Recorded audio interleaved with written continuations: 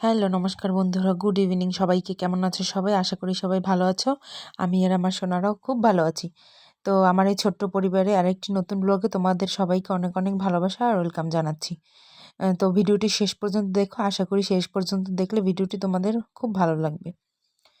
তো আজকের দিনটি হচ্ছে মঙ্গলবার আর এখন বাজে বিকেল 5:30। তো এখন আমি আজকে হচ্ছে মকর সংক্রান্তি, তো সবাইকে জানাচ্ছি শুভ মকর সংক্রান্তি। তো আজকের এই দিনে সবাই আমরা পিঠেপুলি উৎসব করি, পিঠেপুলি বানাই। তো ছেলে মেয়েদেরকে নিয়ে আসলে তেমন একটা পারা যায় না, এই জন্য শুধু নিয়মটুকু করে নিলাম। তো আজকে আমাদের নানান পদের পিঠে বানাতে হয় আর সেটা ভাপ দিতে হয়। তো এখানে আমি চালের গুঁড়ি, নারিকেল, তারপর গুড় দিয়ে একসাথে ভালোভাবে মিশিয়ে এটাকে ভালোভাবে আঁশ দিয়ে নিতে হবে। আসলে এটাই হচ্ছে মেন।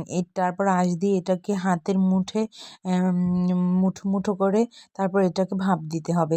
তাই এর নাম দেওয়া হয়েছে যে মুঠো পিঠে। আর জানো তো, আমরা বছরে এই একটা দিনই ভাপ দিতে পারি, এছাড়া আর কোনো দিন ভাপ দিতে পারি না। তো এই যে তোমাদের সাথে কথা বলতে বলতে আমার এই যে এটা আঁশ দেওয়া হয়ে গেছে।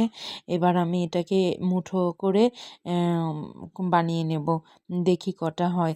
এটাকে এরকম হাতের মুঠো করে মুঠো মুঠো করে বানায়, এই জন্য এর নাম দেওয়া হয়েছে মুঠো পিঠে। তো আমরা এখানে মুঠো পিঠেটা বানিয়ে নিচ্ছি আর আর বানাবো পুলি পিঠে। আর সাজের পিঠেটা আজকে আর বানাবো না, আসলে সোনাদের নিয়ে না তেমন একটা পারা যায় না, এই জন্য সব ধরনের পিঠে বানানো আসলে মুশকিল।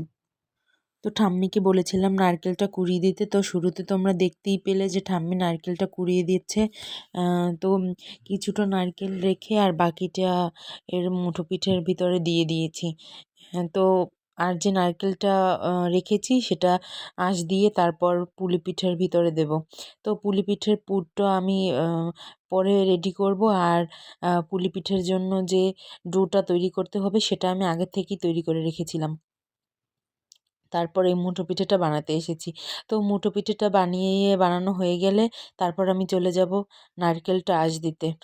নারকেলটা দিতে সময় লাগবে না, অল্প একটু সময় নিলেই হয়ে যাবে। তো নারকেলটাকে ভালো করে একটু মিঠা দিয়ে বা গুড় দিয়ে ভালো করে মেখে তারপর সেটাকে বসিয়ে দিতে। শীত মানেই হচ্ছে পিঠেপুলি উৎসব, খাওয়া দাওয়া আর পিকনিক।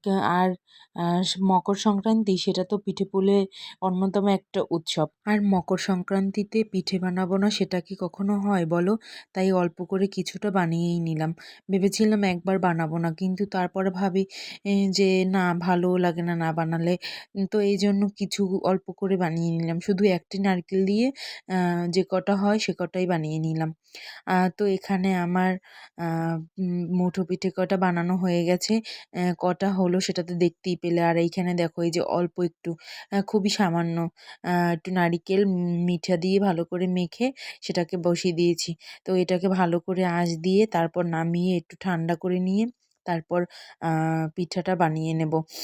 তো সেটা আর কি তোমাদের সাথে শেয়ার করলাম না, আসলে সোনাদের নিয়ে সবটা তোমাদের সাথে শেয়ার করা না সম্ভব হয় না।